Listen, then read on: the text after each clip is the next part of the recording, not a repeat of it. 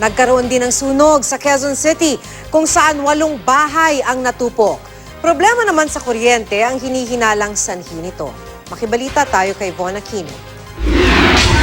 Malungkot ang pasok ng bagong taon para sa 15 pamilya sa Barangay Cruz na Ligas matapos masunog ang kanilang mga bahay pasado 2:00 ng madaling araw. Base sa inisyal na investigasyon ng Bureau of Fire Protection, sa sala ng pamilya sa Banga nagmula ang apoy. Short circuit ang tinitignan ng BFP na posibleng sanhi ng sunog, pero patuloy pa ang kanilang investigasyon. Ang may-ari ng bahay na si Ginang Presi, natutulog daw mag-isa sa loob ng bahay nang mangyari ang sunog.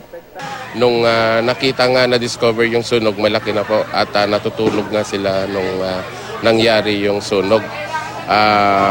Nahila lang nila si Presi sa bangan sa labas, kaya naligtas nila doon. Dikit-dikit daw ang mga bahay kaya't mabilis kumalat ang apoy. Sa pagtaya ng BFP, aabot sa 200,000 pesos ang halaga ng nasunog na ari-arian. Tinitignan natin dito mga electrical related source, gaya ng mga hindi siguro na unplugged na mga electrical appliances. Wala naman nasaktan o nasawi sa sunog. Umabot sa ikatlong alarma ang sunog at tuluyang naapula pasado 3:00 na ng madaling araw.